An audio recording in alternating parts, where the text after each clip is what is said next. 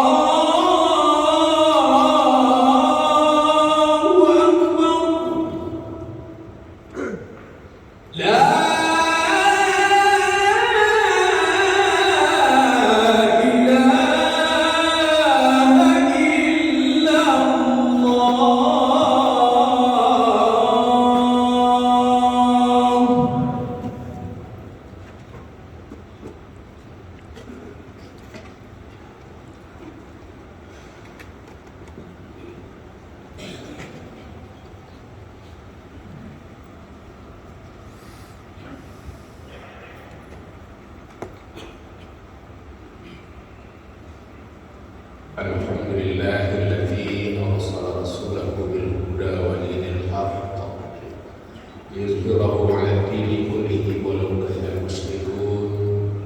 Asyhadu an la ilaha illallah wahdahu la syarika lah wa asyhadu anna Muhammadan 'abduhu wa rasuluh arsalahu kaffatan lin-nas basyiran wa nadhira wa da'iyan ila Allahi bi'idnihi wa sirajan munira. Allahumma salli wa sallim wa barik ala nabiyyina maulana Muhammad wa ala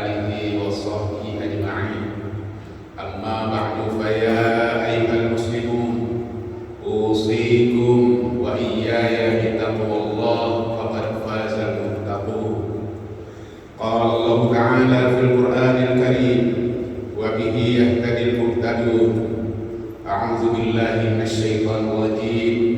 Bismillahirrahmanirrahim. Ya ayyuhalladzina amanu taqullaha wa kunu ma'as shalihin. Shadaqallahul azim. Hamba Allah jemaah Jumat rahimakumullah. Pergeseran waktu, beralihnya masa, pergantian generasi dan bertukarnya pimpinan, percampuran budaya, pertukaran pemuda, kemajuan ilmu dan teknologi akan sangat mempengaruhi iman dan takwa hamba Allah kepada Tuhan. Maka khatib mengajak kita semua, mari kita perkuat iman, takwa. Inilah yang akan bisa menyelamatkan kita selamat di dunia dan bahagia di akhirat kelak. Hamba Allah rahimahumullah, dengan pergeseran waktu itu, dengan peralihan masa itu, kita rasakan sekarang bagaimana kehidupan kita di muka bumi ini, kehidupan bermasyarakat, berbangsa, bernegara. Maka untuk itu perlu kiranya kita teladani Nabi kita Muhammad sallallahu alaihi wasallam. Bagaimana cara beliau hidup, apa yang dia lakukan, sifat-sifat apa yang menjadi darah daging dalam dirinya, sehingga dia mampu memutar sejarah, membalikkan zaman jahiliyah menjadi zaman kemajuan. Tetapi kalau kita tidak akan meneladani beliau, tidak mencontoh perilaku beliau, yakinlah dunia akan berubah, kehidupan tidak akan nyaman, ketentraman hidup tidak akan kita capai. Maka sesungguhnya lah Nabi kita itu panutan bagi kita. Para ulama menitipratan beberapa sifat yang melekat pada diri beliau yang perlu kita teladani. Yang pertama, beliau itu adalah siddiq, orangnya benar. Benarnya itu mulai dari niat, hati.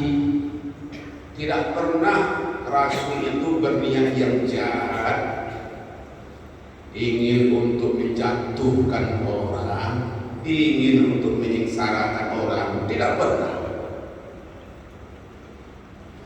Walaupun musyrik sendiri, kafir Quraisy sendiri, tapi yang namanya beliau tidak pernah ingin menyengsarakan, malah ingin menyelamatkan.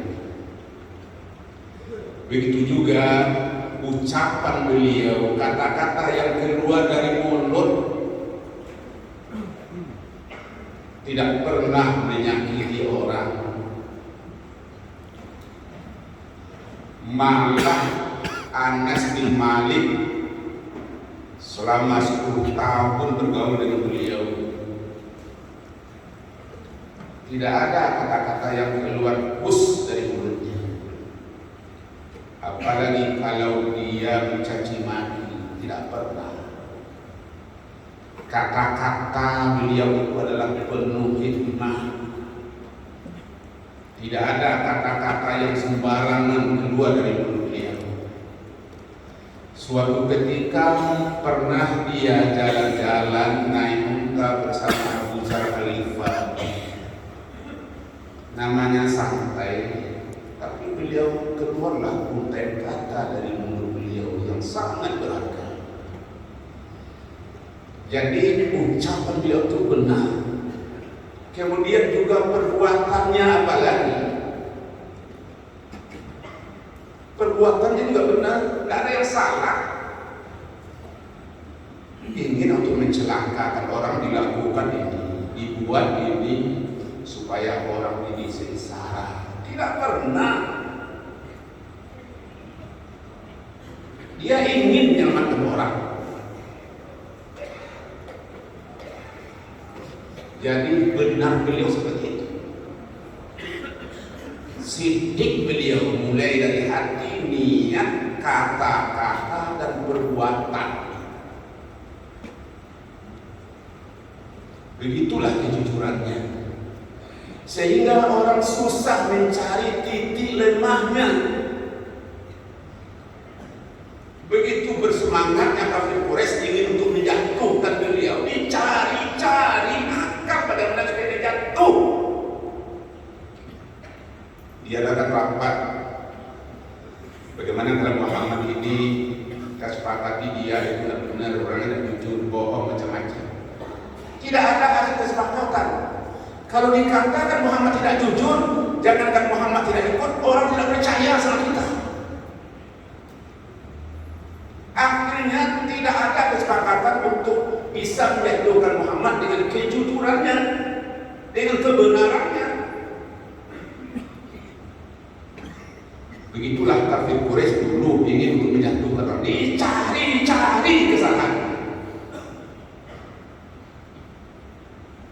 Akhirnya bagaimana beliau itu bukan hanya diakui oleh kawan, tapi malah lawan pun mengakui kejujuran beliau. Hamba Allah rahimahullah. Kenapa begitu? Dalam sebuah hadis yang diterima dari Ibnu Mas'ud,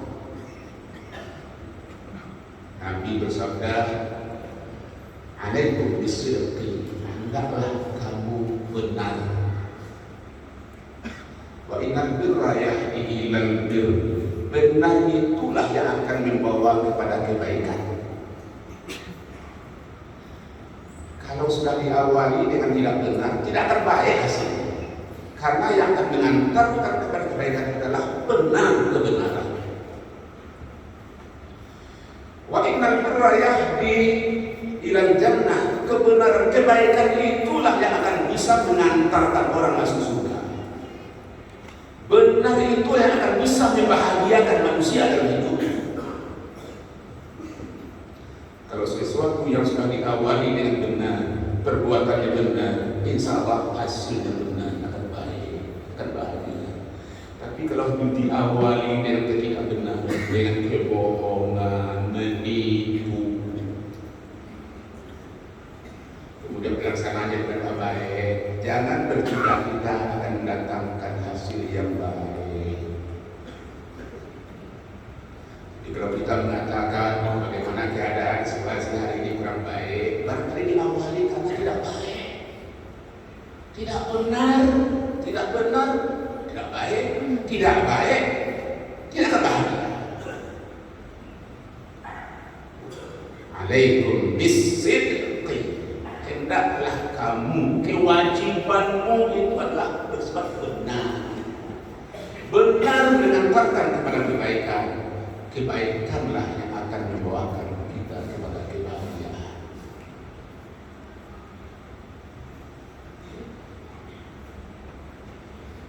Wa ma yazalu rajulu yasmu wa yataharra sirqa hatta yaktuba indallahi siddiqa. Senantiasa seorang itu bersifat jujur dan sengaja berlaku jujur. Insya Allah dia akan tercatat, insya Allah itu adalah orang yang siddiq, jujur, benar. Wa iyyakum wal kadhiba, jauhilah bersifat bohong, sandiwara. Kebohongan itu akan mengantarkan manusia berbuat kecurangan, dosa. Innal kadhiba yahdi ilan nar. Bohong, kecurangan itulah membuat orang itu akan sengsara, tidak akan selamat hidupnya. Hamba Allah. Jadi Nabi Muhammad Muhammad itu berhasil hidupnya dimulai dari dia mempunyai sifat benar, sudah merupakan kepribadian beliau, sudah merupakan karakter dari beliau sendiri. Yang kedua, beliau adalah amanah. Segala yang dititipkan kepada beliau, beliau laksanakan dengan sebaik-baiknya. Beliau diamanahi oleh pamannya Abu Thalib. Beliau pelihara amanah itu dengan baik, sehingga walaupun beliau tidak anak kandung Abu Thalib, tapi Abu Thalib menganggap dia adalah bagaikan anak sendiri. Sampai-sampai Rasulullah berdakwah, andai kata diganggu oleh kafir Quraisy, kata Abu Thalib, langkahi mayat saya dulu, baru disarani Muhammad dulu. Diganggu, padahal dia bukan seorang muslim. Kenapa tertariknya kepada Muhammad seperti itu? Beliau ini amanah, dipercaya.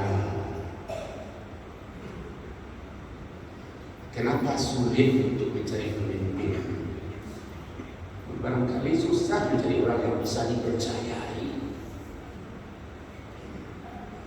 Janji banyak penuh dengan kebohongan-kebohongan, tapi itu hanya sekadar kebohongan untuk bisa dia mendapatkan jabatan.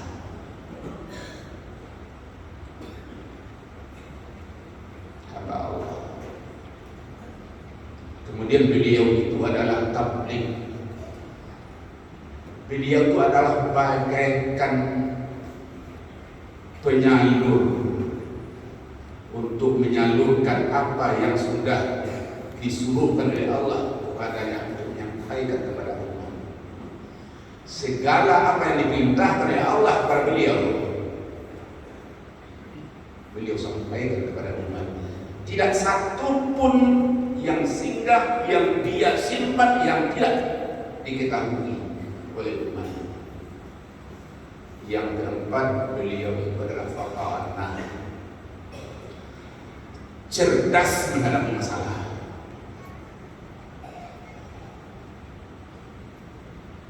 Mengerti, paham kehidupan umat, mengerti perasaan umat, apa kehendak umat, dia paham. Yang namanya cerdas.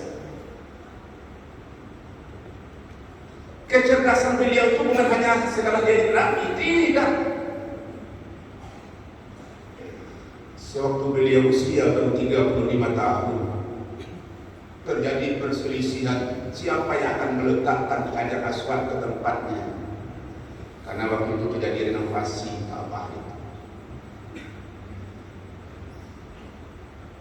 Orang-orang Arab itu berprinsip siapa yang bisa meletakkan Hajar Aswad itu adalah semacam kehormatan, harga diri. Sehingga demikian terjadilah perselisihan tempat kabilah, yang masing-masing mereka itu mengklaim dialah yang berhak untuk meletakkan Hajar Aswad. Bertengkar tidak dapat memutuskan siapa yang berhak, karena mereka itu mengatakan masing-masing berhak dapat meletakkannya. Akhirnya mereka itu meminta pendapat Muhammad, karena selama ini dia tahu Muhammad itu adalah orang yang bijak, mampu mengatasi masalah. Kemudian waktu itu Muhammad katakan, kalau begini masalahnya, kalau kalian mau mengikuti aturan yang saya putuskan, silakan. Kalau disepakati, begini saja. Siapa yang duluan besok datang ke Masjidil Haram ini, dialah yang berhak meletakkan Hajar Aswad, mengantarkan Hajar Aswad dan meletakkan ke tempatnya. Mereka semua setuju, karena dalam pikiran masing-masing besok saya jam 6 sudah datang. Yang lain berpikiran besok saya jam 6 sudah datang.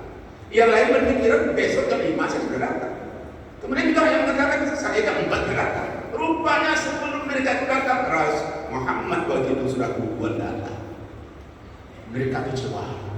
Kenapa terlambat? Dan diperkirakan Muhammad duluan. Melihat kekecewaan kabilah, amat paham. Diambilnya kain 4 bersudi, kemudian ditaruhnya Hajar Aswad oleh Nabi, oleh Muhammad di atas kain itu. Kemudian diminta satu persatu kepala kabilah itu untuk memegang sudut kain itu. Kemudian disuruh oleh Nabi meletakkan ke bawah Ka'bah itu.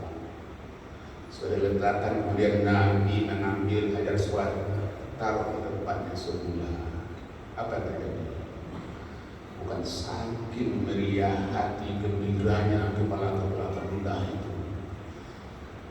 Semulanya dia kecewa, tetapi karena kebijakan Nabi yang luar biasa, mereka merasa terhormat masing-masingnya. Tidak ada lagi yang merasa kecewa, mereka bergembira ria. Kenapa tidak beliau Nabi sendiri yang mengatakan? Karena dia paham masing-masing kabilah itu.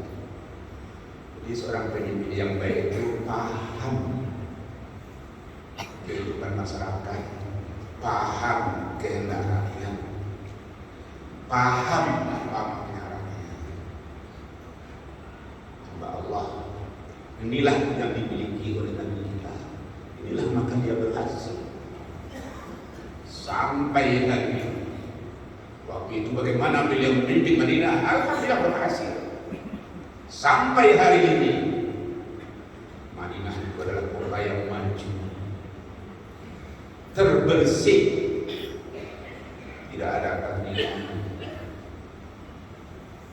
Insya Allah, kalau kita di Indonesia mau menyikapi karakter sifat Nabi Muhammad, insya Allah kita bisa maju. Mudah-mudahan Allah akan memberikan bimbing kepada kita semua. Semoga kita berkarakter bersifat sebagai sifat Nabi.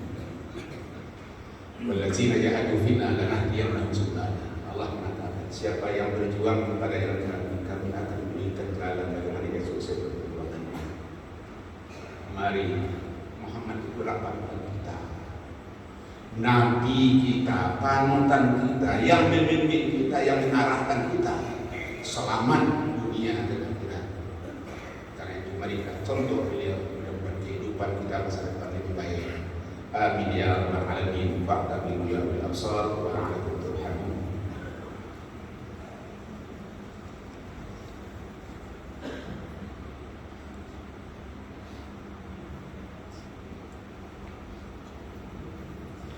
Alhamdulillah hamdan katsiran kama amara.